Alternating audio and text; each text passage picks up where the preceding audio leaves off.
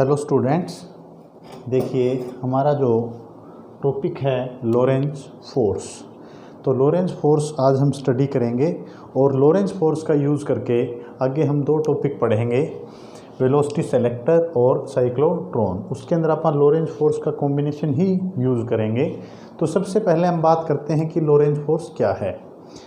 देखिए, हमने इस चैप्टर के अंदर पहले चार्ज पार्टिकल का मोशन पढ़ा है मैग्नेटिक फील्ड के अंदर, कि जब कोई चार्ज मैग्नेटिक फील्ड के अंदर मूव करता है तो उसके ऊपर एक फोर्स अप्लाई होती है। इससे पीछे हमने चार्ज को पढ़ा था इलेक्ट्रिक फील्ड के अंदर, चैप्टर नंबर 1 के अंदर।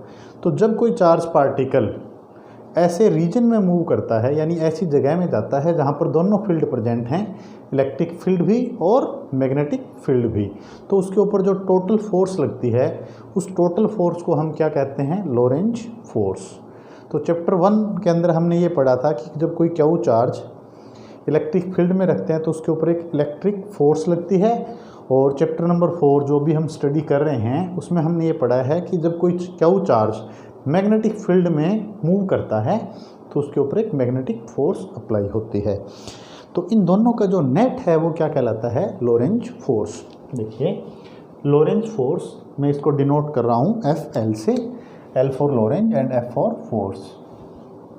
The net force felt by charge Q, जो क्यू चार्ज नेट फोर्स जो महसूस करेगा इन रीजन, यानी ऐसी जगह के अंदर जहाँ पर where both electric and magnetic field are present. ई मैंने यहाँ पर यूज़ किया है इलेक्ट्रिक फील्ड के लिए, और बी मैंने यूज़ किया है मैग्नेटिक फील्ड के लिए। यानी ऐसी जगह जहाँ पर इलेक्ट्रिक फील्ड भी प्रेजेंट है और मैग्नेटिक फील्ड भी प्रेजेंट है, तो जो किसी चार्ज के ऊपर दोनों के कारण, इलेक्ट्रिक फील्ड के कारण और मैग्नेटिक फील्ड के कारण जो फोर्स लगेगी उस फोर्स को हम कहते हैं लोरेंज फोर्स। तो सबसे पहले हमारे पास चार्ज है प्लस क्यू, इसको मैंने इलेक्ट्रिक फील्ड ई के अंदर रख दिया। तो ये जो फोर्स लगेगी, क्या फॉर्मूला पढ़ा है हमने? इलेक्ट्रिक फील्ड का फॉर्मूला पढ़ते थे, क्या था? Force upon charge. तो जब कोई charge Q electric field E में रखा है तो उसके ऊपर फोर्स क्या लगेगी? मल्टीप्लाई में आ जाएगा क्यू इंटू ई। तो ये हो गया इलेक्ट्रिक फोर्स। क्यू चार्ज को इलेक्ट्रिक फील्ड में रखने के कारण फोर्स लगी क्यू ई। अब वही क्यू चार्ज है, इसको मैंने एक मैग्नेटिक फील्ड में रखा है, क्रॉस का मीन प्लेन के अंदर की तरफ मैग्नेटिक फील्ड है, इसको मैंने बी से डिनोट किया है मैग्नेटिक फील्ड को। तो जब ये क्यू चार्ज वी वेलोसिटी के साथ मूव करेगा तो हमने पढ़ा था इसके ऊपर क्या लगती है? एक मैग्नेटिक फोर्स।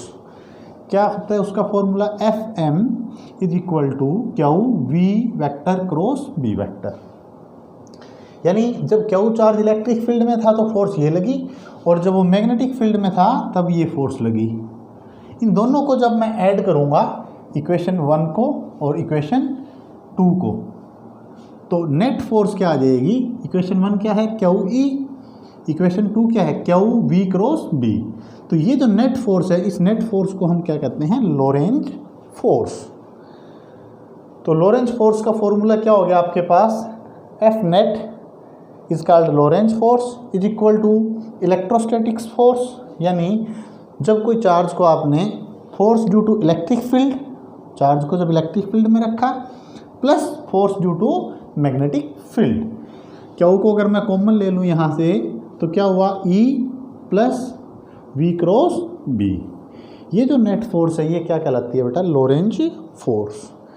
अब देखिए, आपने अलग से इसको पढ़ा था, इसको हम कई बार ऐसे भी बोल देते हैं, इसका नाम क्या देते हैं? Magnetic Lorentz force. ये मैग्नेटिक फील्ड के कारण है, मैग्नेटिक लोरेंज फोर्स भी बोल देते हैं इसको। हमें इसके यूज़ पढ़ने हैं बेटा लोरेंज फोर्स के, दो पढ़ेंगे हम इसके। एक तो हम पढ़ेंगे वेलोसिटी सेलेक्टर के अंदर ही, तो वेलोसिटी सेलेक्टर का टॉपिक तो मैं इसी के साथ आज अटैच करूँगा। और दूसरा हमें पढ़ना है साइक्लोट्रॉन। यानी हम लोरेंज फोर्स का यूज़ करके ये देखेंगे कि कोई चार्ज पार्टिकल एक्सेलरेट किस प्रकार हो सकता है। ठीक है, तो एक्सेलरेट करवाने का जो डिवाइस है चार्ज पार्टिकल को, वो है बेटा साइक्लोट्रॉन। डिटेल में अपन साइक्लोट्रॉन में पढ़ेंगे। और एक हमारा टॉपिक है वेलोसिटी सेलेक्टर।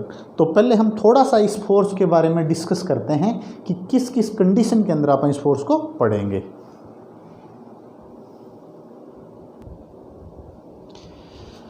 देखिए इसकी जो फर्स्ट एप्लीकेशन है लोरेंज फोर्स की, वो है हमारे पास इसके द्वारा हम वेलोसिटी को सेलेक्ट करते हैं, या मैं कहूँ वेलोसिटी को हम फिल्टर करते हैं। तो इसी के बेस पर हमने इसके दो नाम दिए हैं। टॉपिक है वेलोसिटी सिलेक्टर या वेलोसिटी फिल्टर। क्या होता है, हमारे पास एक बीम है।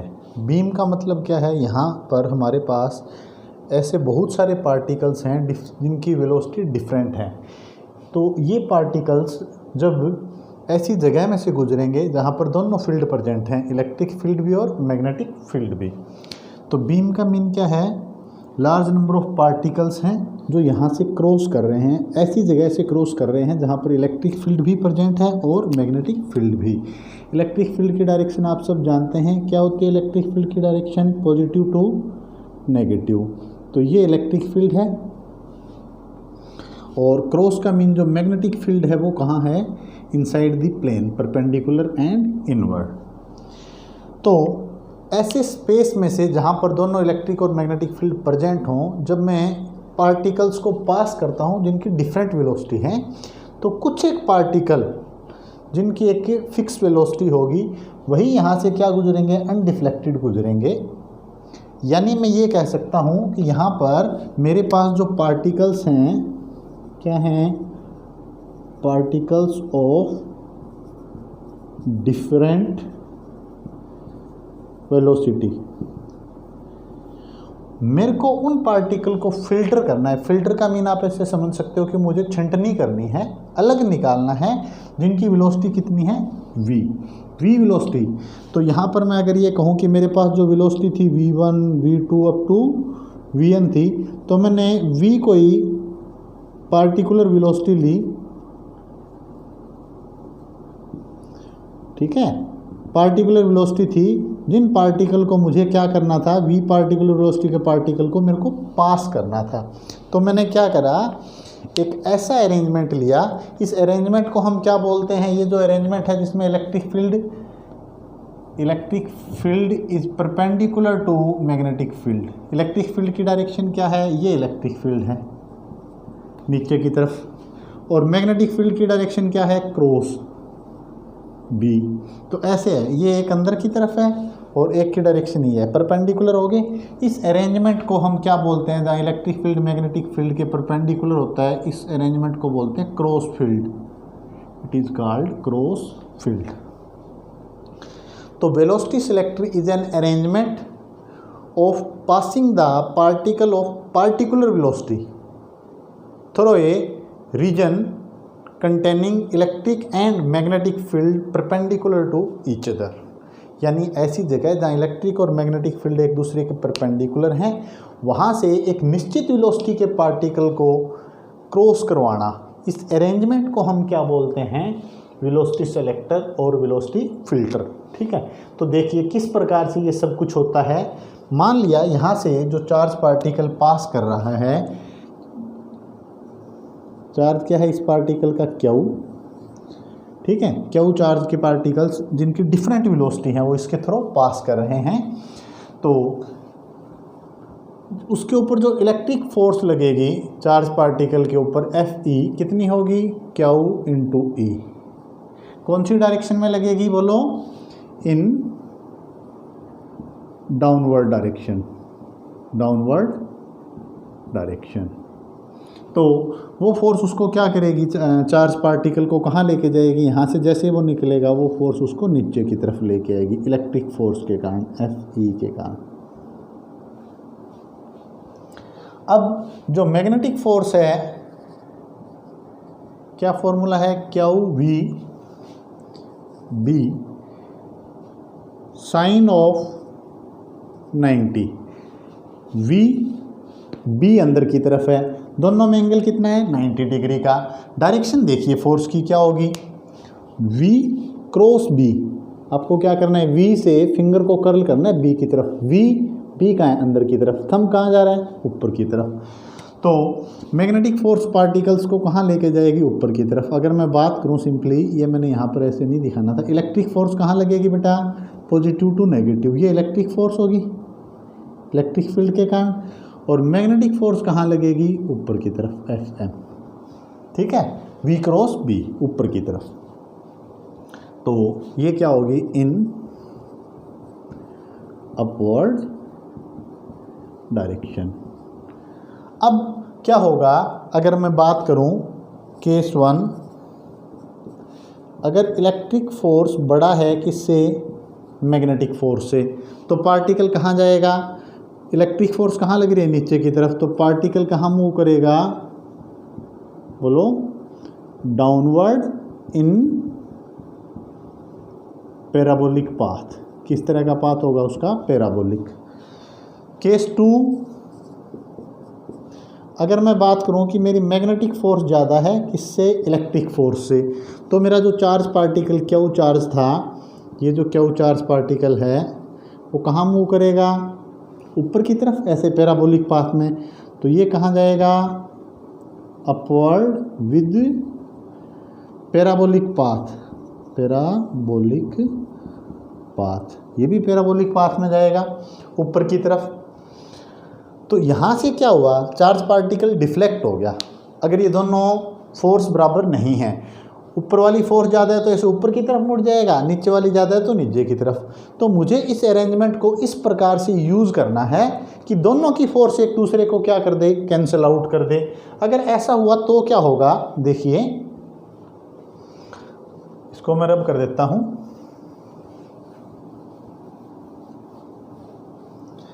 अब देखिए, अगर दोनों की दोनों फोर्स इस तरह के अरेंजमेंट में अगर ऐसा हुआ, इस केस नंबर 3,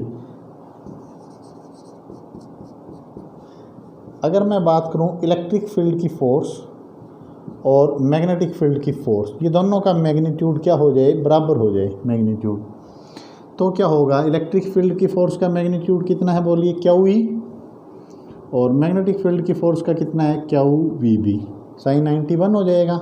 तो यहाँ से अगर मैं बात करूँ तो E upon B is equal to V. तो ये वो पार्टिकुलर वेलोसिटी आ गई जिसकी हम बात कर रहे थे। इस वेलोसिटी के जो पार्टिकल होंगे वो इस रीजन से क्या हो जाएंगे, सीधे निकल जाएंगे। अगर यहाँ पर मैं कोई स्क्रीन लेता हूँ तो इस स्क्रीन से v वेलोसिटी वाले पार्टिकल क्रॉस होंगे। v वेलोसिटी मीन इस फिक्स वेलोसिटी, इलेक्ट्रिक फील्ड जो भी मैग्नीट्यूड का आपने अप्लाई किया और जो मैग्नेटिक फील्ड, उन दोनों का रेशियो ले लोगे। इस रेशियो के पार्टिकल तो स्ट्रेट निकल जाएंगे, बाकी के पार्टिकल डिफ्लेक्ट हो जाएंगे, चाहे ऊपर की तरफ डिफ्लेक्ट हो जाए चाहे नीचे की तरफ। तो यहाँ पर मुझे v वेलोसिटी के छंटे हुए पार्टिकल मिले, यानी जिनकी पार्टिकुलर वेलोसिटी थी वो मुझे मिले। इसीलिए इसका नाम क्या है, वेलोसिटी सेलेक्टर। यानी यहाँ से हमने वो पार्टिकल सेलेक्ट कर लिए जिनकी वेलोसिटी कितनी थी, v। इसके अलावा के जो पार्टिकल्स थे जिनकी velocity different v1 v2 up to कुछ भी थी, वो यहाँ से हमें क्रॉस होकर नहीं मिलेंगे। तो ये बेटा अरेंजमेंट है जिसके अंदर हम इलेक्ट्रिक फील्ड और मैग्नेटिक फील्ड को एक दूसरे के परपेंडिकुलर लेते हैं। इसका नाम देते हैं क्रॉस फील्ड, इस तरह की पोजीशन में। और जब इलेक्ट्रिक और मैग्नेटिक फील्ड का जो फोर्स है वो एक दूसरे को बैलेंस करता है, उस समय एक निश्चित वेलोसिटी के पार्टिकल इसको क्रॉस कर कर सीधे निकल जाते हैं। उसी से आप फिक्स वेलोसिटी के पार्टिकल को सेलेक्ट करते हैं।